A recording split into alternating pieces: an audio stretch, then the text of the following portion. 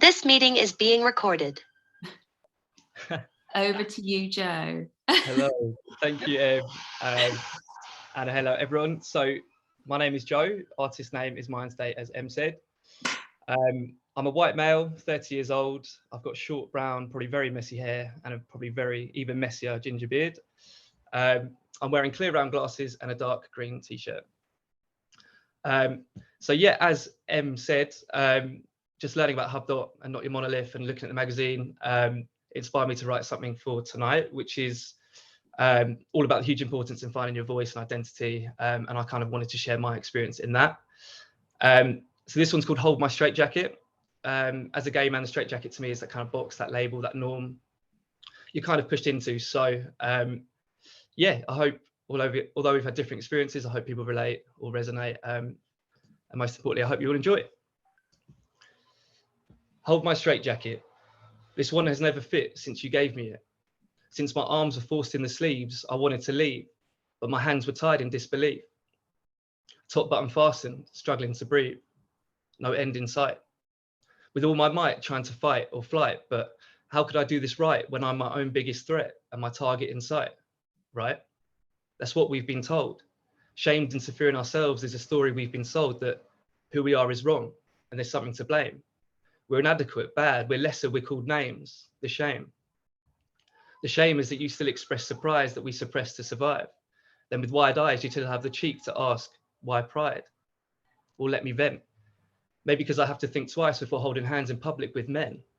Or the fact when we were younger, you were out playing, but we were playing pretend, not knowing when or how it would end. Asking again, why us? And wondering what for.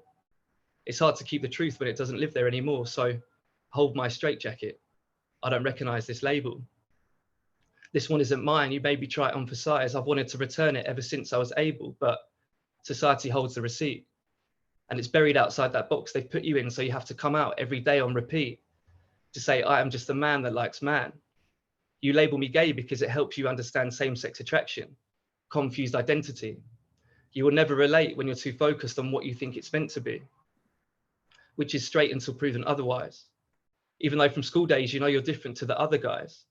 So you cover lies to smother eyes. They think they can blame it on the mother ties, like it's got to be somebody's fault. They need someone in their aim, as if we just chose to be this, as if it's just something we claim. The gaslighting is blatant. How ironic you get lost when discussing orientation. Like, why is it so profound that there's pronouns on profiles as if they're so hard to pronounce? I can only sit back and laugh about the mayhem caused by they, them, to people who need the day when it was simpler than black, white and mask femme. So I'll say it again. Hold my straitjacket. This one has a hood.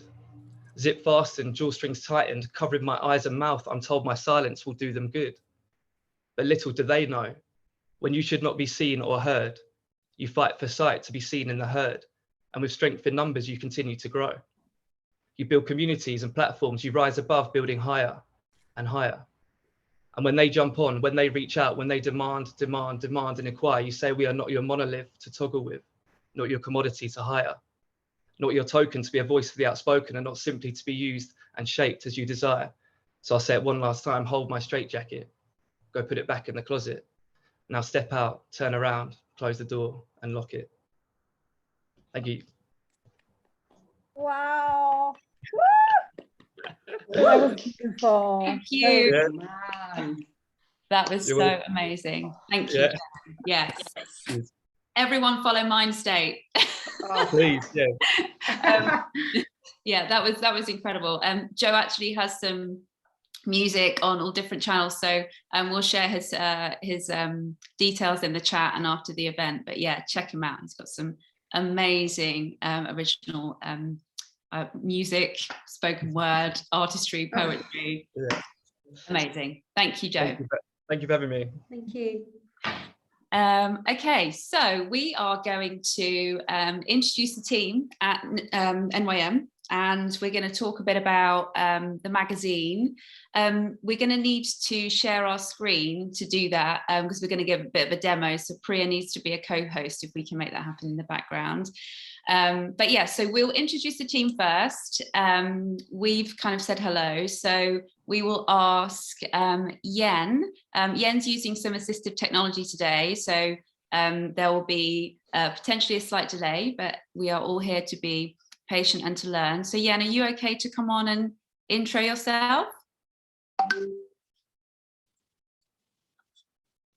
We'll just wait for... Here we Emma, go. shall we mention about adding the transcript if people don't know how to Yes. add that on Zoom as well? Click on the little live transcript, CC captions will appear on everyone's screen. Yes, who's saying that? That's not Yen, is it? That's Christina. That's Christina. Yes. Sorry, yes, sorry, Emma. Yeah. Sorry, get confused. Yeah, who wants to talk through that? How do we make that work? Gisela, you're okay to do that for the live Yes. transcript? So apologize, I didn't describe myself earlier. My name is Gisela. I'm a white woman, 50-year-old, just 50. I have long hair, dark hair, green eyes and red lipstick, and I'm wearing a red dress. If you go to your toolbar at the bottom of your screen on Zoom, you will find everybody will look a little bit different depending on what device you're using. But if you cannot see closed captions in the menu that you see at the bottom, if you go to more and click those three dots, you'll be able to see live transcript. And if you click on it and you click enable, you should be able to see it. You can also message me, Gisela, on the chat, and I'll be able to help you if you are if you're unable to find the option. That's Perfect. great. Gisela, have we made Priya co-host, please? So Priya can share. Anybody can We can. share. so we Fantastic. don't- Thank you. Okay, so Yen, are you there, my love? Perfect. Do you want to intro yourself?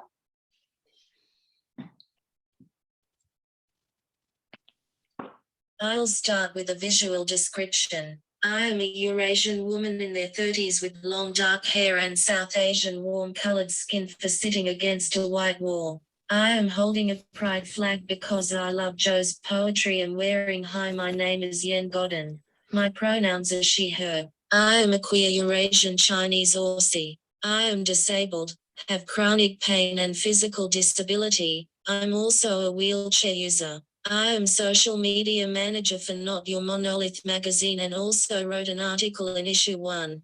I can usually speak but lose my voice quite regularly, so I use this to talk when that happens. I am actually a Eurasian Aussie, so this is nothing like my real voice. But I'm glad to be able to talk to you all anyway about things like creativity and disability. Thank you for being here. Amazing. Thank you, Yen. That is wonderful. And we've also got Chloe here. Chloe, are you okay to intro yourself? Hello. Yes, I don't think I can do as great an introduction as Yen did. But yes, I'm Chloe Johnson. I'm a journalist. I'm a guest editor for Not Your Monolith issue 2. I've got a bit of a cold, so I also don't sound like I usually sound.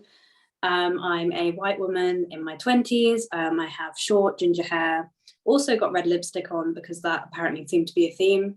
And I'm wearing sort of a light green cardigan. I'm involved with Not Your Monolith. I started off writing an article for the first issue, a book review, and now I'm the guest editor, and I'm super excited to be involved, and I'm super excited to be here with all of you guys.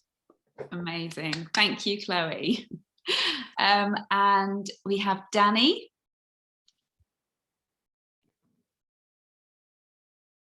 Hello. Hi. Sorry, bit slow on the uptake here.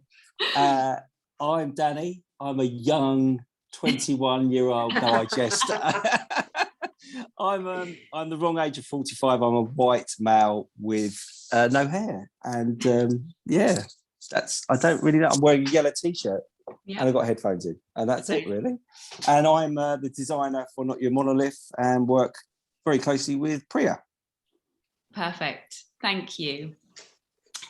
So we did have Sabrina that was going to be with us, but do you want to mention Sabrina, Priya? Yeah, so Sabrina, one of our amazing artists and contributor on Issue One, unfortunately, she's really, really unwell. So she is in her sick bed, feeling very sorry for herself because she has to miss out.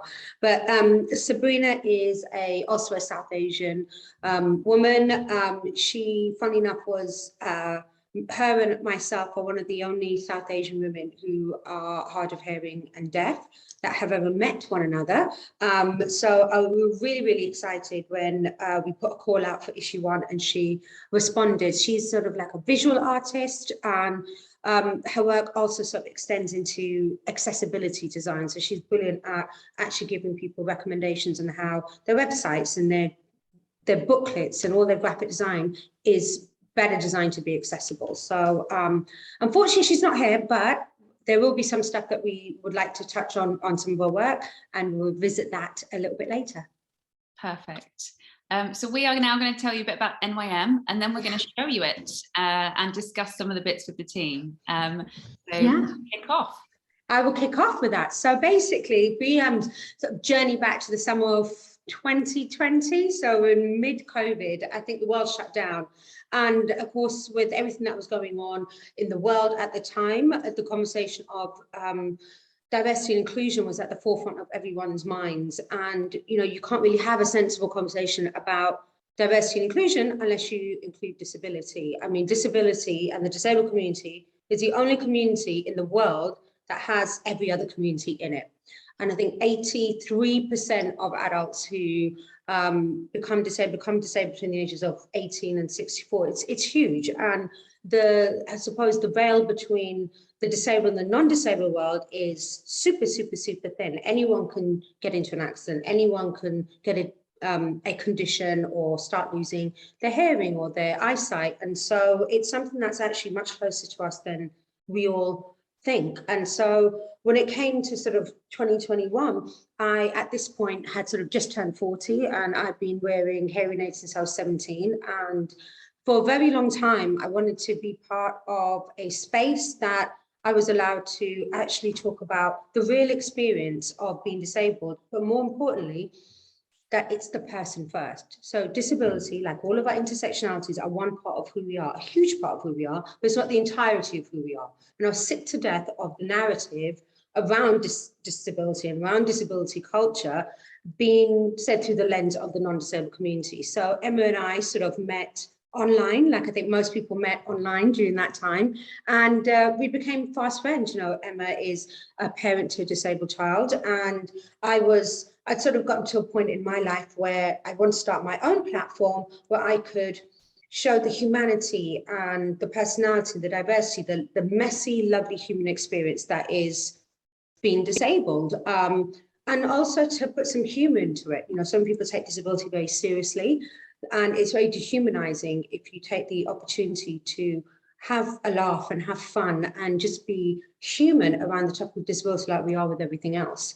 So Emma and I met, and then we realized during all of our correspondence that we actually had a very similar idea. So I had a platform called Love Dis that I wanted to grow into an online digital magazine and extend into a space. And Emma had this idea as well, where she was like, oh, it'd be great if we could have a digital magazine and we could actually blow open the lens of what being disabled is and what the amazing talent is globally for the creative disabled community. And, you know, how can we do this? And we both had this shared objective, which is it's not by the disabled community for the disabled community. That's so limiting, and it's just not who we are as individuals, no matter where we are in our journey with our disability or how many conditions we may have.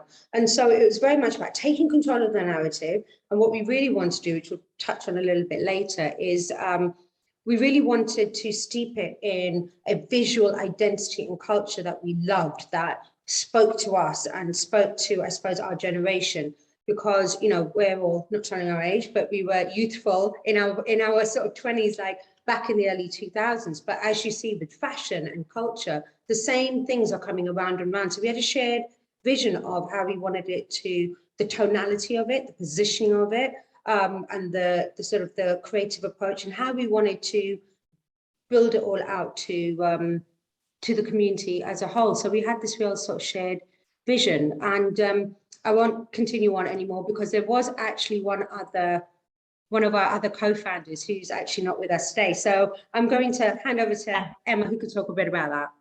Yeah, so as Priya said, we have a third co-founder called Elizabeth Wright, and Liz is also an Aussie in Jens camp, and she's currently back in Australia doing an incredible kind of TV anchor job, disability representative on the news out there, one of the big news stations. But Priya and I kind of knew Liz mutually, but when we started to sort of come together to discuss the magazine, I was looking for people to learn from, partner with, collaborate with, because I am a non-disabled person, but I have a disabled child, and I was really kind of looking for ways to get being an ally and an advocate and a champion right.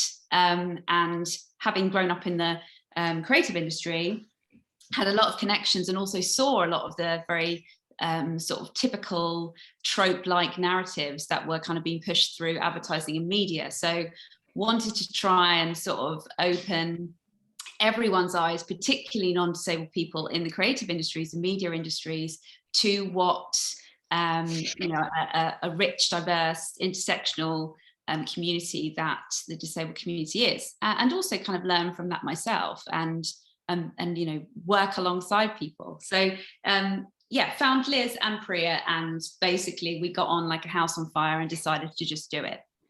And I think what's really important from a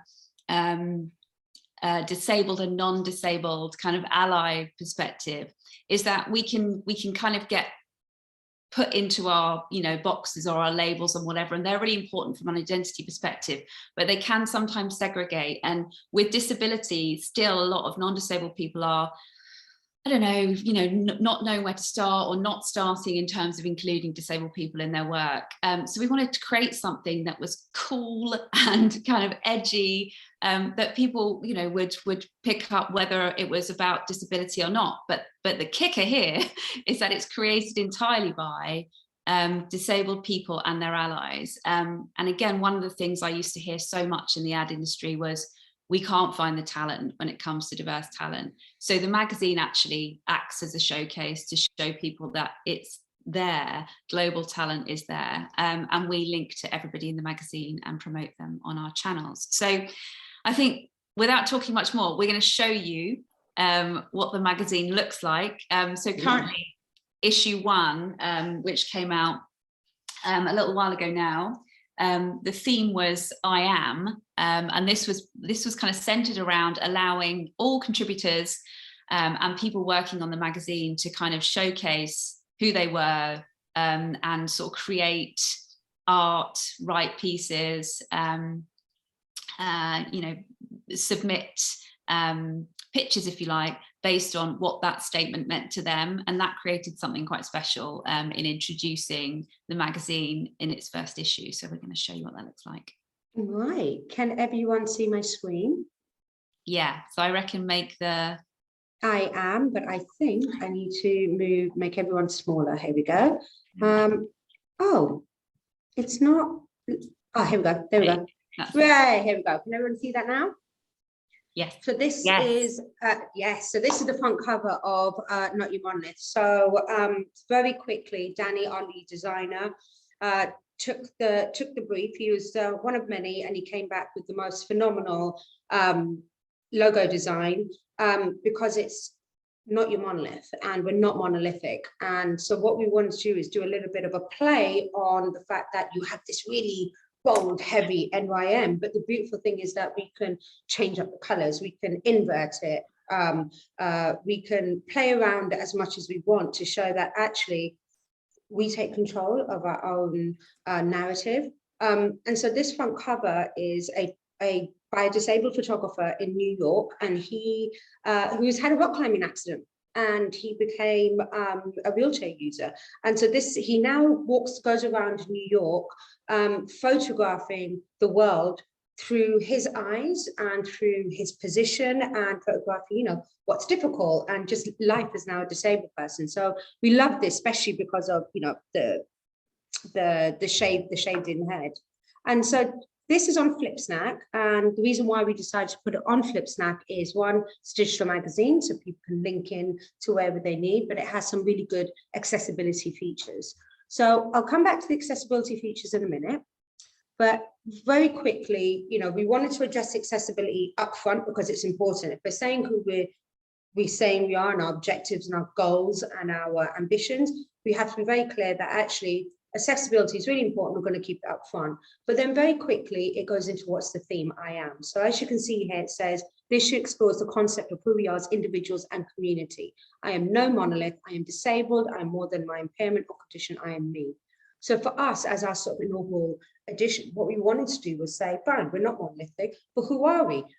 And you open that door up to each individual who can express their identity and how they feel in any current moment, space and time. And that's the way it should be, not just in the disabled community, across everyone in every community.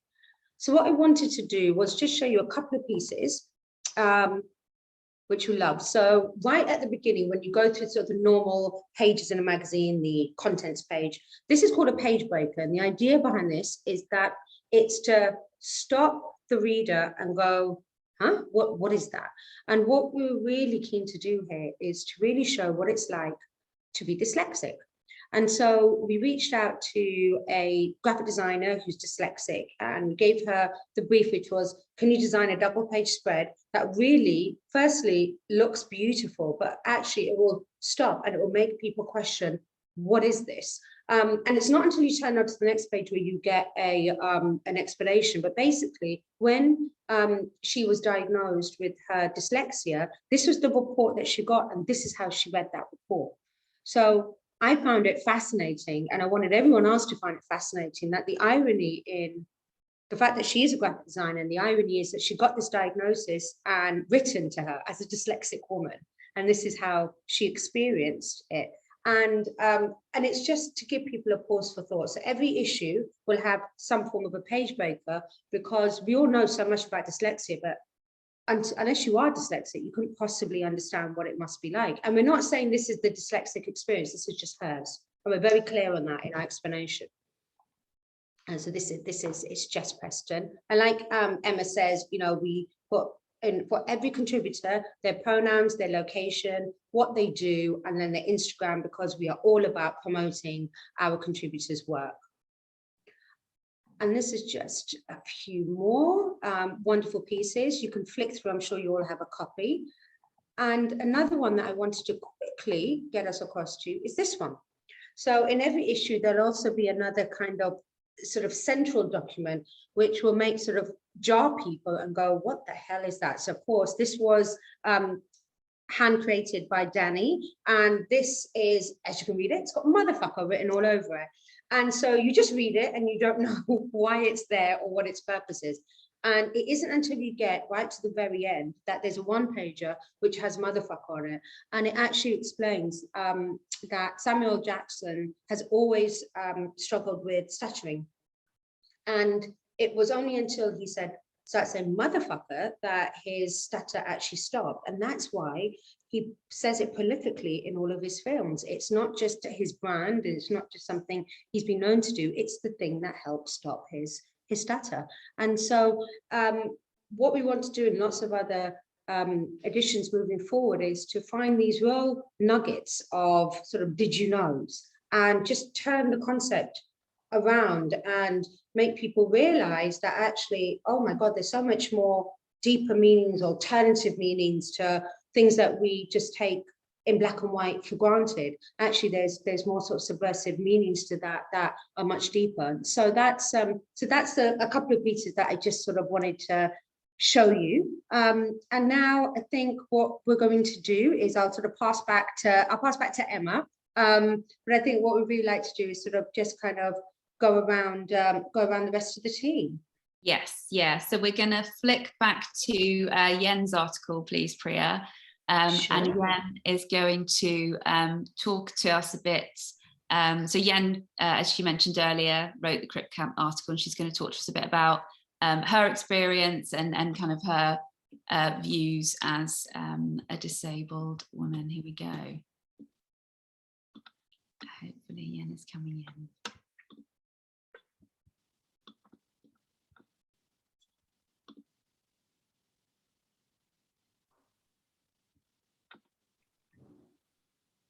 We're just waiting for the device. So thank you for your patience, everyone. But this is how we use the tech. This is wonderful. Well done, Emma. Well done, Priya. This is great. We have all the time in the world. We've got all the time in the world. Exactly. There's some lovely comments in the chat box. Maybe we can, while we're waiting for Yen, we can maybe read a couple. Emma, should we do that? Or is Yen ready? Yeah. Oh, here we go. I think Yen's Yen ready. is ready. Yeah. There we go. Perfect. Hello. Just wanted to correct my visual description. I have Southeast Asian skin color, not South Asian. Very different.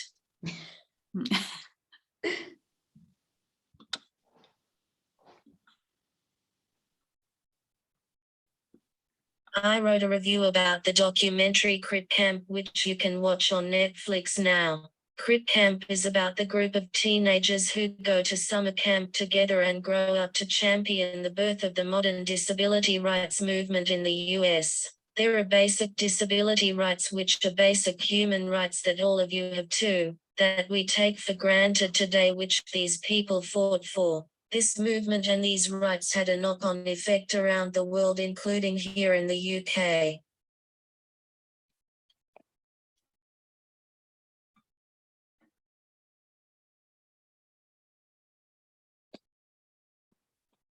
Please watch it, it is incredible.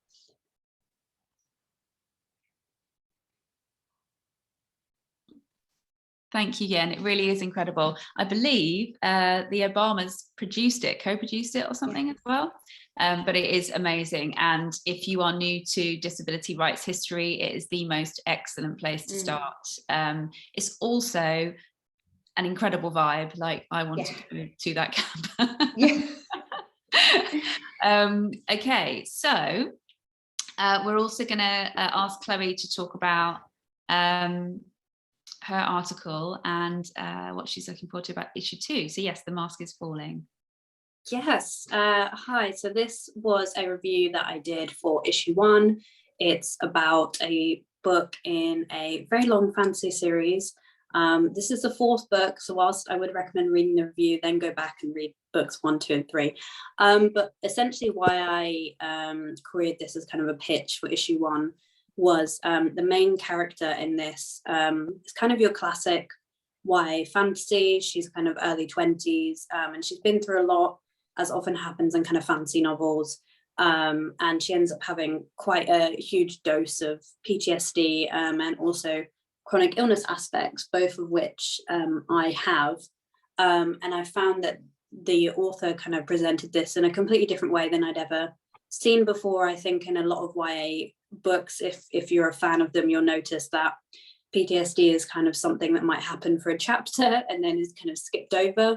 What I really liked in this book was that it really focused in on kind of, as Priya was saying earlier, kind of the messy humanity of PTSD. You're not always going to be, you know, the long suffering person. Sometimes there are more negative aspects of the disorder that will kind of come through and maybe hurt other people. And there's also things that you maybe used to be able to do before and now no longer can do or now may struggle with. And I really like that the author kind of put in a lot of effort to kind of getting around all of those different angles. So that's the article that I wrote. I would recommend the book and the series. What I'm super excited for in issue 2 is that there's going to be a lot more visual aspects. I'm a writer by trade. Words is kind of what I do. And I feel like I'm going to learn quite a lot from Priya and Danny and kind of the photographic and graphic side and see kind of some great disabled photographers and great images. And I feel like that will be a really, really awesome learning experience for me. And yeah, I'm super excited about it. Amazing. We are thrilled to have you, Chloe. Amazing. And we're going to ask Danny to say a few words now as well as our lead designer. So Danny is remaining an important part of the team for issue 2. So yeah, he did such a great job. He's sticking around. Hello, sorry. It's all right. Bit rusty on Zoom. I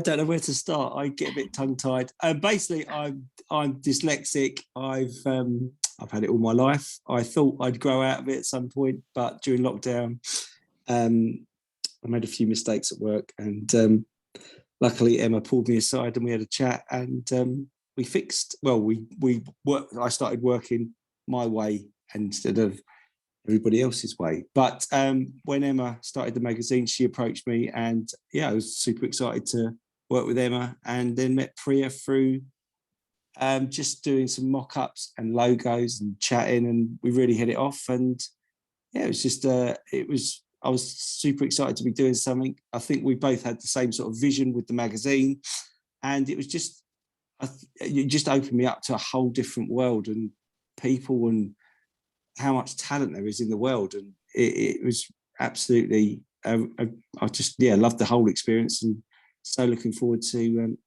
issue 2. Got lots of ideas at the minute. As you can see, my pen's been wiggling away and I'm writing stuff down as we're talking. So but yeah, it's can't wait to get started on issue 2 and present it to you guys hopefully soon.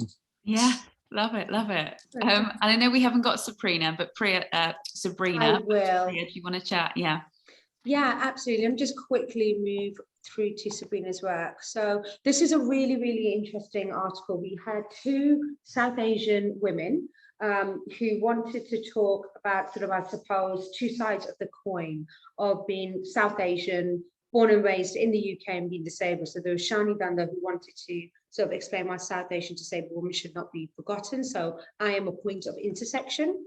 And then there was Sukhjeen, who wanted to talk, and she's got her own platform, Chronically Brown, and she wanted to sort of just explore the implication of disability in reputation. And so these were quite sort of dense pieces, if you will, in terms of the written word. And so what we thought was really wonderful was, well, let's get, for a perfect trifecta, let's get a South Asian woman as designer to actually read both pieces, see how it resonates with her and her experiences, and asked to illustrate them both. So even though they were originally 2 completely separate pieces, we sort of bring them together, this one sort of unison. And so what's really lovely is this is a bit of Sabrina's work here. So this is the illustration that she did for Shani's article. And so, you know, again, this is about the power, and she's brought in her hearing, and she's got the here an actual map of some of the geographics that Shani is speaking to in this. And of course you can see her nose ring as well, and her sort of gender fluidity there. And then on the other side, this is her illustration for Sukhjeen. So really it was about, Sukhjeen talks a lot about not having to play down her Asian identity when she's in a predominantly white space, and then how that then affects her. And so these are coconuts, which are everywhere. And coconut is a slang term in the South Asian community where you're brown on the outside but white on the inside. And again, here you can see this just little hints in Sabrina's work, which refer to the article. And it's just really, really conceptually beautiful, the way she sort of tied it all together. And she really did. That's the beauty of her artistry, is that she did this. And so that's sort of Sabrina, and sort of what I really sort of kind of wanted to quickly touch on is, as you can flick through, you know, what was challenging for us and exciting for us, for both Danny and myself, was that we wanted to still give the creative and the graphic design its freedom to express all the different things that each article explores, and we wanted it to be sensible design in terms of accessibility. And so we rigorously test this with various screen readers. Jen helped us out at the beginning as well, what fonts to use, spacing, places. And then And then we ran into a lot of those questions, which is, well, we can't just design totally for those who are visually impaired. There are many people, like say myself, where, you know, you want to experience the sophistication of really great graphic design. So where is that balance? And so I think for us, what we were very keen on doing was having the sort of accessibility up front, being mindful that absolutely everyone can download this. There's a plain text document as well for any articles that seem a bit too challenging to read in this format. And then at the very end, let me just flick through, see if I can go right to the very end. My cursor is there. Oh, too far. There's image descriptions right at the end for every single image and artwork in the magazine. And again, for this sort of the next issue, we're going to rethink, well, how can we make that even more inclusive? And so it was a real creative journey for us to sort of figure out what is the editorial that's coming in, who are the artists we can fit to that, what would Danny create, how would we lay it out, is it accessible, where do we compromise, where do we not compromise, and then how do we ultimately make it consumable for everyone? Yeah, so yeah. Yeah, so that's the sort of demo of the mag, and the great thing is that everyone gets a free copy of this that's come to the event or registered to the event. So what we kind of want to hear from now is we want to have more of a discussion kind of around Not Your Monolith and what we're about. And this is a complete safe space. Like, we are here as non-disabled allies, as disabled people combined. And yeah, we would love to sort of hear some of your thoughts and feedback. If anybody is interested in, you know, participating or contributing to the next issue, we would love to create that kind of alchemy and those connections, because that's something we as a team will be working on. So I wonder whether anyone's got any questions so far. I've got a couple that we could definitely kick off with, but yeah, so Valentina, sign language is something that we talk about a lot, and genuinely within any sort of visual or digital environment, how we bring that to life and how we look at videos. We were potentially looking at videos as well, weren't we, Priya? So yes, that's something that we definitely are looking into. Oh, were you going to say something? Yes, I mean, if you would like, we can talk later maybe. I am a sign language interpreter. I'm a sign language linguist. So I will be happy to talk with you and try to develop something maybe. That would be incredible. That would be amazing, especially considering what we didn't realize when we put this call out is that we'd get a sort of a global approach. You know, we had so many people from different countries, different parts of the world who wanted to contribute. And so when it comes down to sign, it is very, you know, we have ASL, BSL, so it would be really interesting to have that conversation with you. Please. Yeah, let's get in touch. Yeah, absolutely. Sure, we'll drop our email in the chat. Yeah, me too. I wanted just to also say a hi to Tammy, who's here. Tammy's another contributor. And she's in the audience somewhere, but Tammy wrote the article next to one of the illustrations that Priya was talking through earlier. So hi, Tammy. So thank you. Hi, Tammy. Alicia Cook, thank you. You said it's so interested in contributing. I'm so interested in contributing. I'm a documentary artist, and since my life has been changed by illness, my art has started to change. Surprisingly, I feel less fear around creating and share more authentically. I'd love to be involved. Amazing. I think you've seen that before, Priya, haven't you, as well, about that sort of freedom? Absolutely. And I think it's come to sort of all of us, which is once you've had a sort of a period of really coming to terms with your condition, whether that's something you've always had or something that's new that's happening to you, you kind of make a decision about who you want to be and the life you want to live. And then you become, I speak for myself, realistic about what you can fit in. And it makes you choose your choices and be braver with it, 100%. And if it's not, then that's understandable too. But that's why you have communities like us who can sort of be here for you to sort of help you to sort of share that work. Like, you know, take Sabrina as a perfect example. I had a lot of conversations with her about her contribution. I had some who just said, here's my piece and it worked. And other people said, can I explore this with you a little bit. I'm not quite sure, and I'd like to, you know, investigate this and pull this apart a little bit more, just so I feel like I'm getting it right. And we completely believe in that collaborative approach. Definitely. I'd love to invite David, who wants to unmute to share a story, if that's okay. Oh yeah, hi, can you hear me? Yes. Hi, David.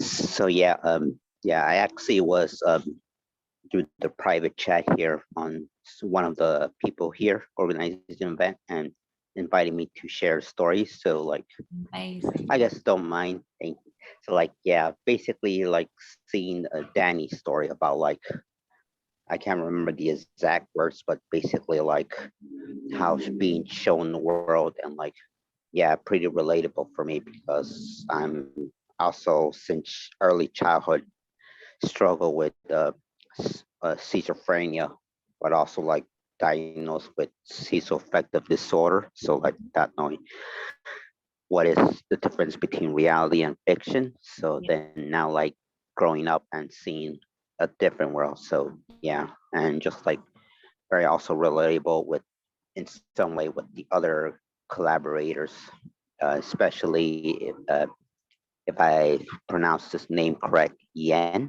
Basically, like also like, so yeah, and also maybe don't know about the other stories, but like just seeing like the struggle, like trying to have whether people understand what we're going through, and just like how do we know what to do next or this or that in everyday life. So that's why I actually decided just to come on to this virtual event, because like the magazine as well as people like sharing their story basically, and not just like other people sharing someone else's story, because it's very much more relatable this person to have the freedom to share their story. So that is all. Amazing. Thank you. Thank you, David, for sharing. That means a lot. And yeah, thank you for being vulnerable. That's incredible to hear. So we've got also we've got Judith in the chat. We'd love to connect with anyone on fashion and what you want as a person with a disability. Yeah, so as a parent of a disabled child who's a wheelchair user and needs adaptive wear, we need more Judiths. There needs to be much cooler, more practical, and less sort of sad clothing options for people with disabilities. There is someone that you should definitely look up, Judy, called Judith, if you haven't heard of Victoria Jenkins of Unhidden Clothing, who created adaptive wear. But also there's a call out on LinkedIn at the moment from Purple that are looking for people to participate in a research group. So there's lots of stuff around that. I'm very happy to have a chat after. Can I make a little alchemy, a little introduction? Yes, Silvia Tonelli. I really want Silvia to say hi to everyone and meet Emma and Priya and everyone. And Silvia, you okay to just say hi to everyone and share a little bit about yourself? Because I think it would be an incredible potential collaboration. Ciao Silvia. Ciao a tutti. Hi. Oh my God, I was just speaking straight Italian. So my name is Silvia, and I am a filmmaker and artist, and I usually try to share my art.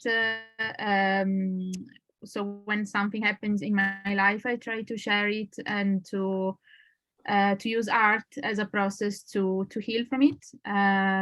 So like, for example, my latest work was around my body, or the grief of my grandmother. So this is the kind of things that I like moving forward to share, and the purpose of everything that I do. Before it was more about just creating things, and now I just use it as a healing tool, and I would like to share more, but that's it. I would love, Emma, you to follow up with Silvia and see some of her work. Definitely, yeah. Because it's I think it'll be for the magazine, it'll be amazing. Definitely, we should do that. I'm trying to furiously copy people's details from the chat and it won't let me copy it. So I'm just Don't gonna worry, note those Emma. down. I will share it with everybody at the end in Good. an email to everybody that attended, so you can read through, make the font bigger, pick up on any links to websites. And it's, and please everyone, just feel free to unmute yourself and say hi. We really want to hear everyone, right? I know Maddie, I see Maddie from Madrid. Hola Maddie, how are you? Thank you for Hi. joining us. I am fine. Thank you. Maddie, tell us also, because this is an event for everyone, and we are connecting around disability culture, but also Emma and Priya, if you agree, just for people to share, what they're doing and their projects is, this is very much everyone's space, right? It's so yes, definitely. Maddie, tell us what is it that you're doing right now? Yeah, well, share us in a minute. I am really sorry because I missed a good half an hour of the first part because my son is ill, so so I had to go put all these things that happened. So I'm sorry that I've missed the context. I've seen this beautiful magazine, and I know that you're talking about. I guess that this magazine is made by people with disabilities. Is that right? Yes, and their allies. I find this very interesting. My brother, he has a brain damage, like very deep brain damage. So he couldn't even do these things. But I like to participate in any activity that has to do and that can help people to be more recognizable in the world, because people who haven't got these disabilities or problems or haven't got this knowledge, they think life is what they have until you find something, you find yourself in a situation that it's different, and then you suddenly see the world in a different way. So I think it's a great project that you're carrying. And I really am happy to see that. Yeah. Thank you. That's lovely. I think Alicia wants to share a poem. Have we got Alicia here? Yes. Hello. Hi. I'm here. Alicia, we're going to give you a round of applause. We are waving our hands and make it very physical, and that's it. We all, for everyone, we're all waving our hands. Thank you. I just want to say first, I'm so happy that I've found this community. I've been struggling a lot with everything I'm going through on my own, and it's just so nice to see people expressing this stuff creatively and in a really pure and beautiful way. So thank you for creating this space. So this is a poem I wrote. It's called "Come to My Sick Bed." Okay. I'll take care of you, spoken by a friend in a language I hadn't yet grasped, is still the sweetest line I've ever heard. The whole apartment is my bed, and the sickness drips from it. Shuttered blinds hold me close. Conditions curl around like new lovers. Diagnoses have entered my vernacular, as permeant and unwelcome as the taste of boiled eggshells.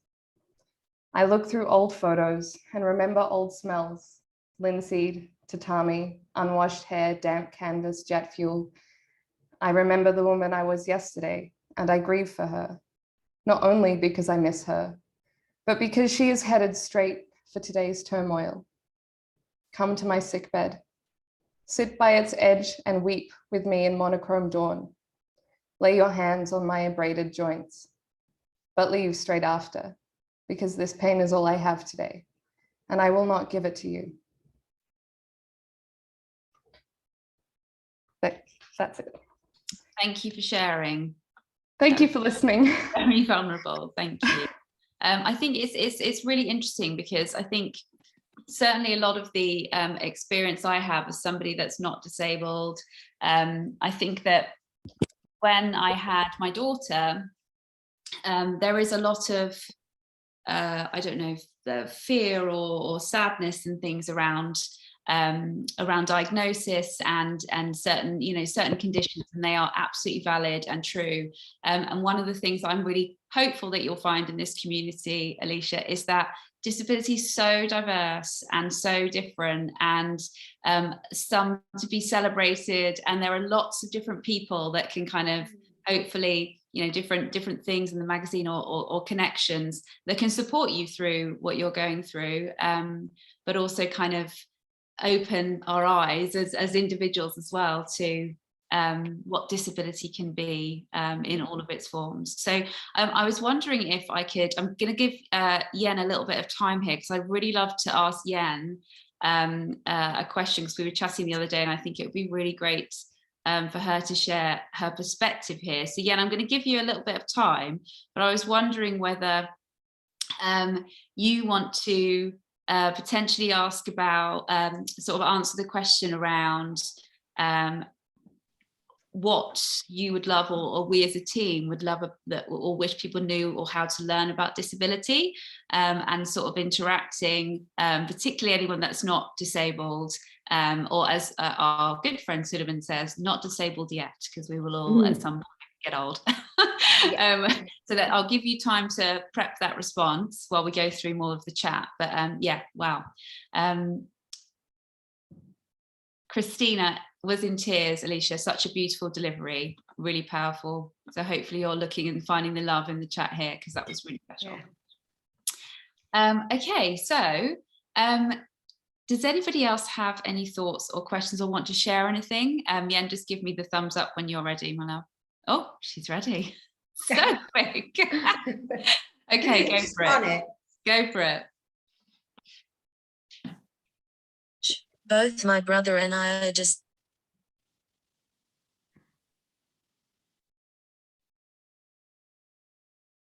disabled. When we were young, You've lost your sound slightly. Alicia, I relate to this poem so much. Thank you for sharing this. I have been in bed 7 weeks this time around. I have only left to go to the doctors.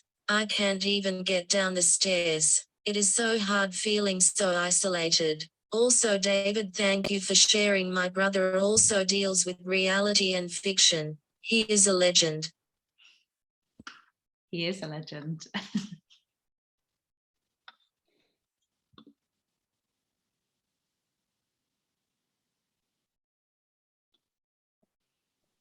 Robbie, we'll come to your question in a sec once we've just finished with Yen. So Yen, I'll let you carry on.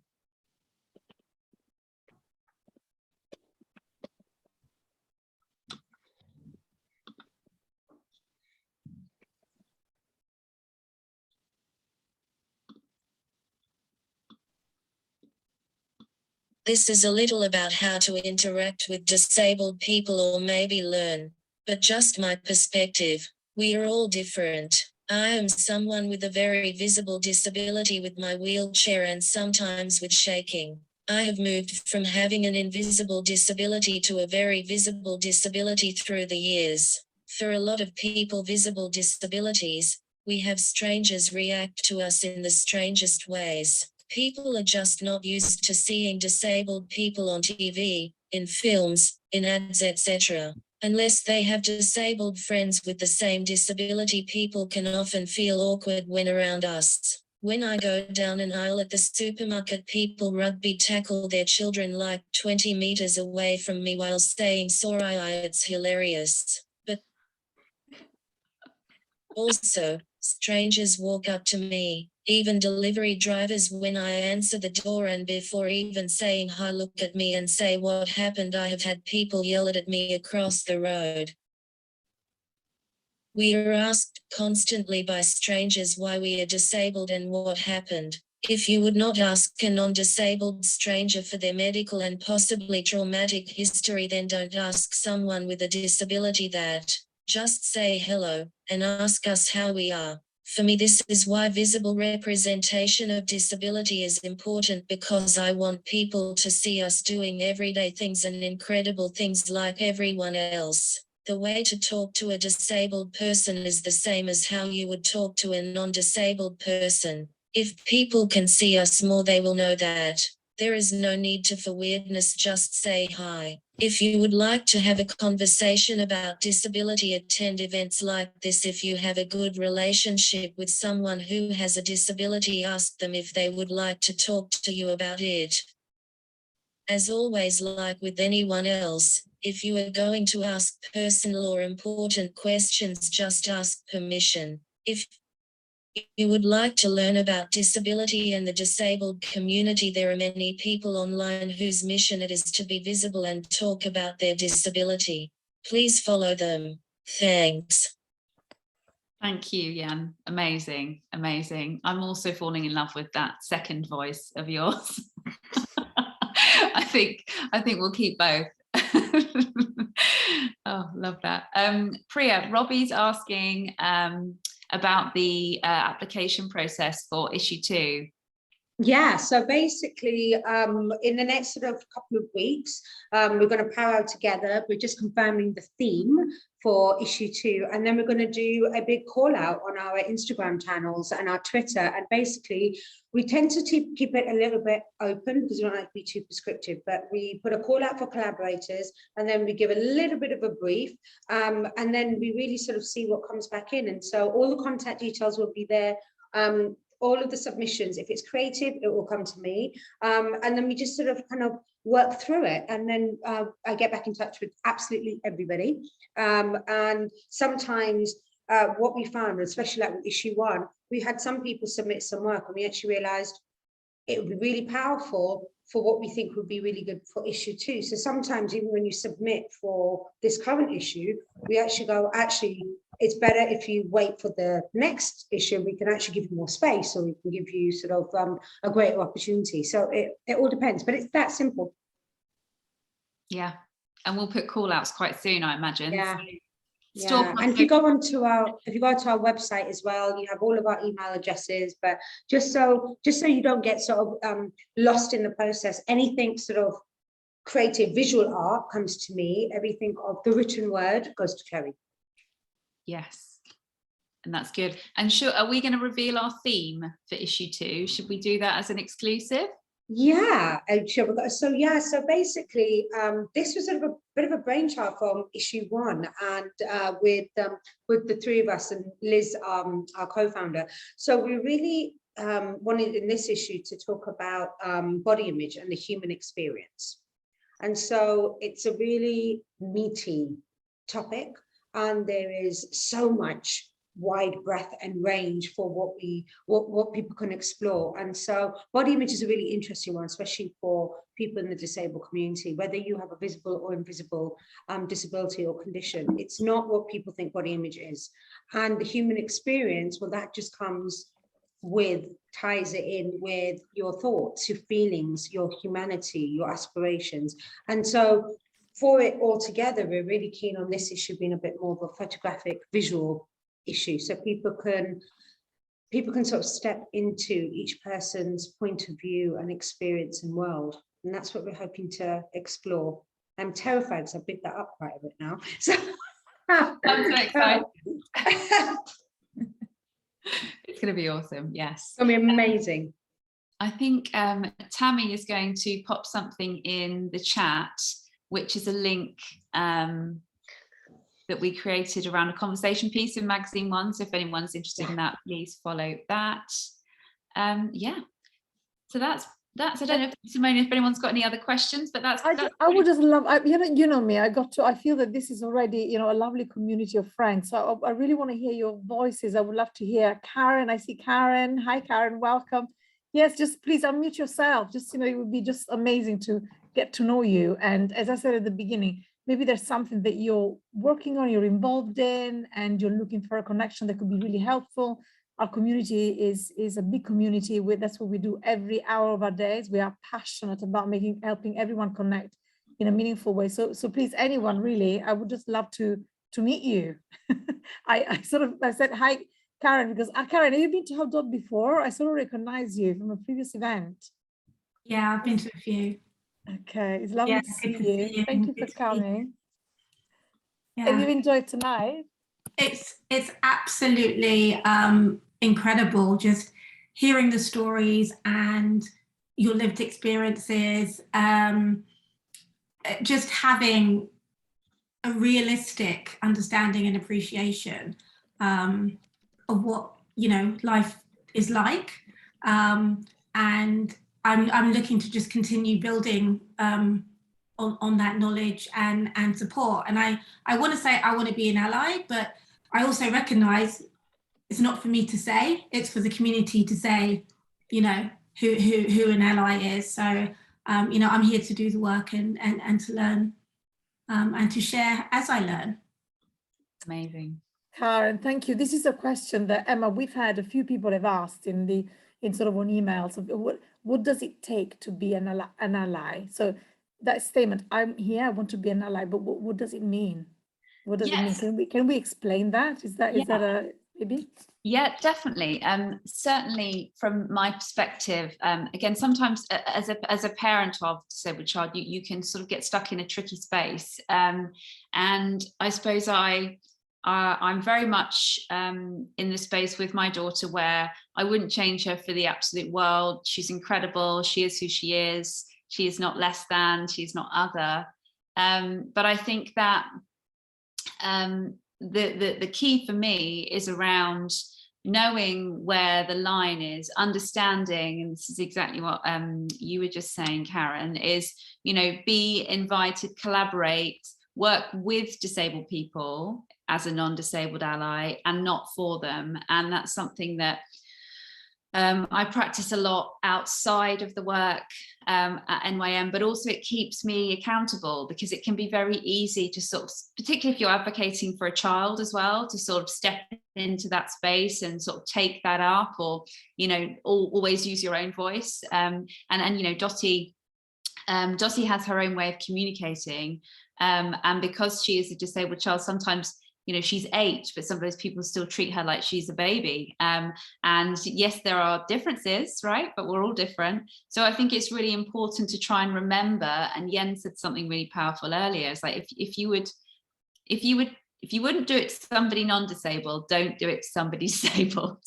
It's just something that you learn. And again, like, you know, it's habitual sometimes. If you aren't disabled, it can come from societal kind of narratives and structures. So you really have to practice that. And I try and hold myself accountable for that a lot in my work, and I'm almost worried about it sometimes, you know, like, should I be in this space? Should I be? But I think what we're trying to create with NYM is something that feels very collaborative, and where the stories of non-disabled, the disabled people and non-disabled people, they can sort of learn from each other and co-create and take over the creative industry. But yeah, I would say it's about boundaries, and really understanding that if you get challenged, not to sit in that fragility, not to get kind of stuck in it, like learn from it. And Lizzo, let's talk about Lizzo. So Lizzo, I don't know if everyone's seen this on the internet, has a song out on TikTok, Beyond Me TikTok, but and she uses a slur in that very you know, setting sort of disability language and culture back quite a long time. A slur that's not been that popular for a while, but still is very harmful, has now become quite, you know, present again, because Lizzo, let's face it, is awesome and everyone listens to her songs.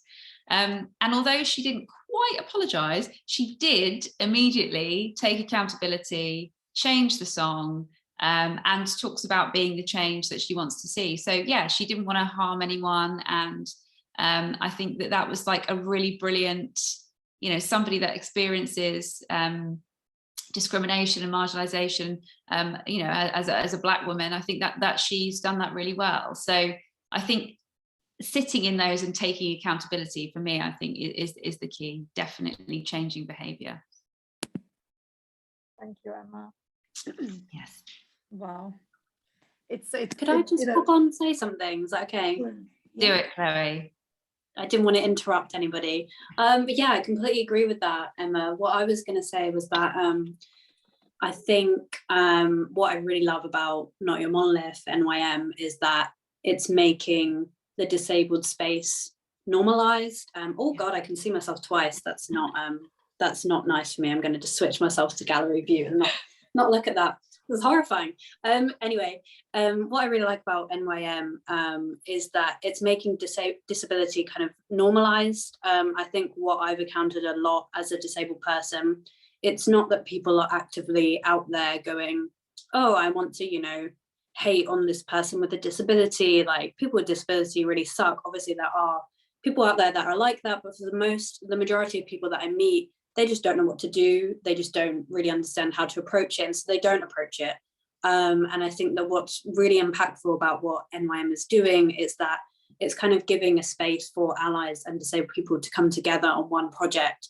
And that means that people can kind of learn without it feeling like they're being necessarily attacked, and they can learn knowing that nobody's going to judge them. That if you come in and you go, oh, I thought I should say something like this, for example, about, I use person first language. So I say I'm a disabled person. I know a lot of people will approach me and say, you're a person with a disability. If I gently correct somebody, they're going to take that in and actually kind of understand that and use that going forward. And I think that's really, really powerful to have visibility of disabled people alongside allies. Yeah, and I just think it's really great. That's all I have to say. Thank you, Chloe. That's awesome. And I think you're right, like there is individual preference within the disabled community. Like you say, you know, there's no one person that can be representing any community. Exactly. I can't speak for the whole of the disabled, you know, people as a whole. There's so many people that prefer different ways of speaking about it, and they would go about things a completely different way. And I think once you understand that each person has a disability and each person's going to have an experience that's unique to them, then it kind of seems a bit less scary, and it kind of seems like something that you can approach kind of just as if we're normal people, because we are. Just maybe I need more naps than you. Yeah, it's really good.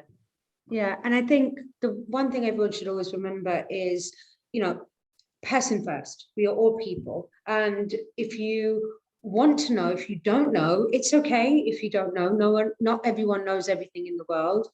But as long as you're asking for the right reasons and you're asking for genuine reasons, and you do it with sincerity, you do it with respect because you care about that person and you want to know more about them, then that's absolutely fine. And I think, you know, about 6 months ago, did this piece on Instagram about how to talk to your children about disability. Everything sort of starts in the home, and you don't have to start big. You know, it can be very overwhelming when you're entering a space, you're terrified of offending anyone. But actually, if you just sort of start small and start paying more attention to what's happening around you, look at artists in popular culture and, you know, find out more about them, find out, go onto Instagram, go onto social media. There is a whole world out there where you can learn a lot before you invade someone's space and ask them a question that you may think they owe to you, which they absolutely don't. Because like you say, you know, I remember when I was pregnant, the amount of people who would come up to me, strangers, and ask me how I was planning to give birth. Well, it's just bonkers. It's like I wouldn't expect anyone to come up to me while I was, you know, waiting for the loo and ask me what, you know, contraception I use, or what, you know, whether I use tampons or not. There is this sort of, there's this basic human respect and decency where you have to say, oh, I really want to know what's happened to you, but do you have the right to know that, and do you need to know that? And what's more important is learning about the person who is in front of you. And then it all flows more naturally. And it, like Yen said, it simply starts with a hello. Love it. I don't want this event to finish. I don't want, there is an incredible, and we've hosted many events in 10 years in you know, many places around the world on Zoom.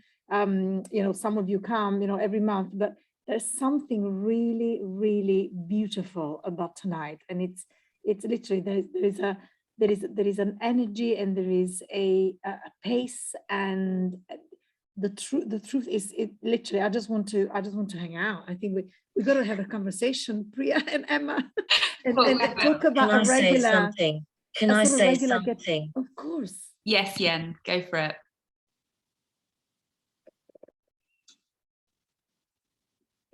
It's okay to make mistakes and apologize and adjust. Lizzo is a great example of someone who, as she said, understands the power of words from her own experience as a Black woman and the importance of listening. I think her apology and changing the song was amazing and what actual allyship looks like.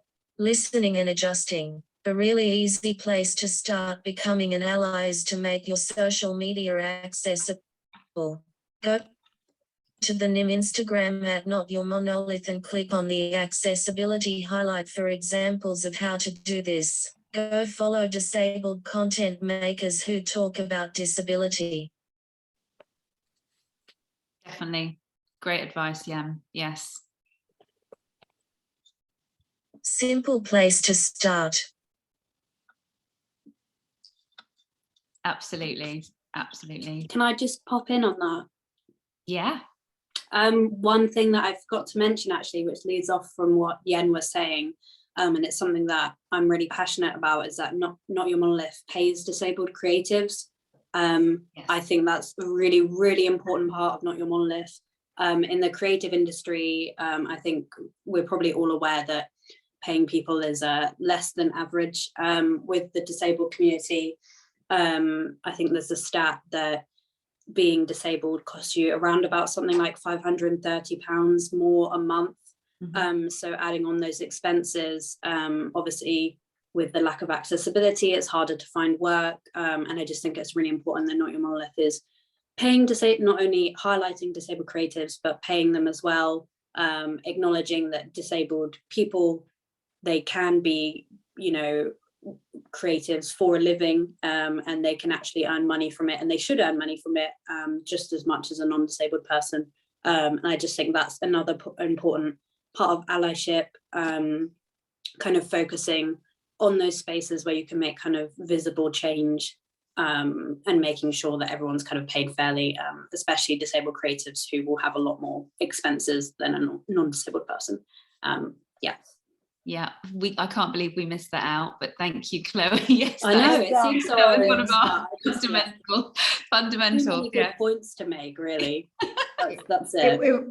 It was one of the biggest things we spoke about. Like, I know. Thank you. It was on my list to talk about and just completely forgot. So there we go. No, that's incredible. Yes, yeah, definitely. That's what we're 100% about. I think we're at time now, Simona. Yeah. We're gonna think, but listen, how do we wrap this up? I would just say a massive thank you to all of you. We're going to follow up with an email, a little thank you email with some links, but please reach out to us at info@hubdot.com if there's anyone or anything that maybe that you're thinking about. Is, you know, don't be shy. Literally, I promise you, we call it the alchemy request. If you say, this is something that I would really love you to help me with, then just put it out there. Believe me, that's a community that exists for that. And Emma, you can talk about that, right? Connections really happen. They do happen. Yeah, definitely. That's how I met Deborah, who's also in the audience, and another one of my business partners. We met through HubDoc, but definitely. And we need, you know, contributors. We're going to be looking for additional funding for NYM. So if anyone here or your friends or family or delivery men want to get involved, let us know. As long as they are on the level and supportive, we'll happily chat to them. So yeah, it'll be great. Amazing. We're going to follow up certainly with the connections we've made from our side today. So Gisela, if you can give us a copy of the chat, that would be incredible, please. Absolutely.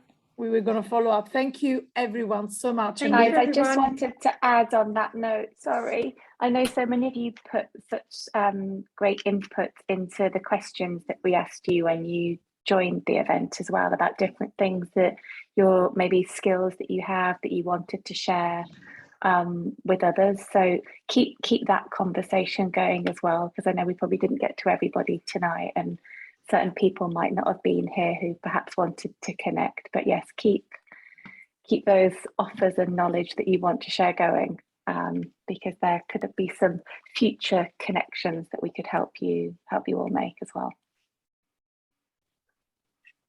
We're going to say goodbye. Thank you, everyone. Thank you, everyone. Thank you so much, everyone. Bye. Thank you, Joe. Thank you. Thanks, Joe.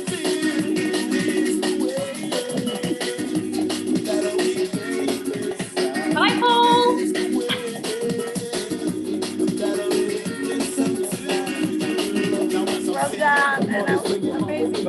Rosie. Well done, everybody. Awesome.